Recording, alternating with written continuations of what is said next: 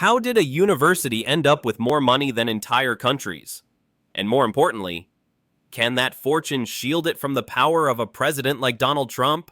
Today, I'll tell you how Harvard, the richest university in the world, is facing one of its biggest tests ever. Do you think a university can stand up to the government? Drop your opinion in the comments and don't forget to like and subscribe if you're into university finances and money-related news. Harvard doesn't just top academic rankings, it also tops wealth rankings. It holds an endowment of a whopping $53 billion.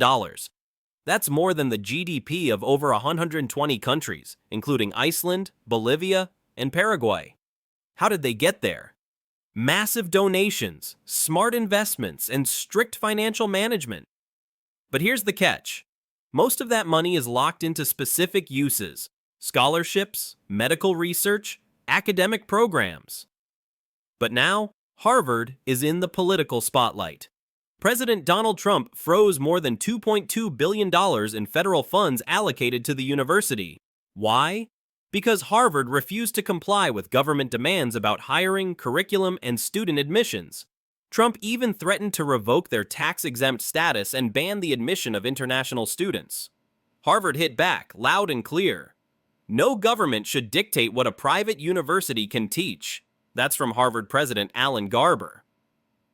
While other institutions have folded under pressure, Harvard stands its ground, but can they really hold out? With an endowment like that, Harvard seems untouchable. But it's not that simple. Over 80% of the endowment is legally restricted. They can't just spend it however they want, and by law, they can only spend about 5% of it each year. So if federal funds disappear, they'd need to get creative with what they can access.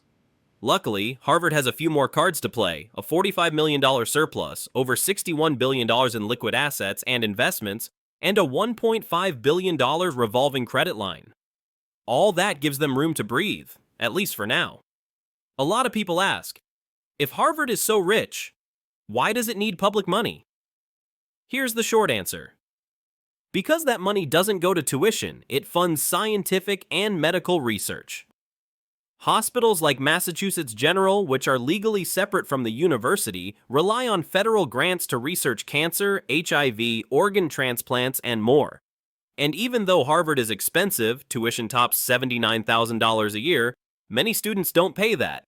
Families earning under $85,000 pay nothing. Those earning up to $150,000 pay no more than 10% of their income. So that money doesn't just keep Harvard running, it drives science, medicine, and access to education for thousands. Harvard is caught in a political and financial storm, but with its massive wealth, solid financial planning, and clear mission, it looks ready to weather it. Do you think ultra-wealthy universities like Harvard should still receive public funds? Let me know in the comments. And if you want more stories about money, power, and education, hit subscribe and turn on notifications. See you in the next video.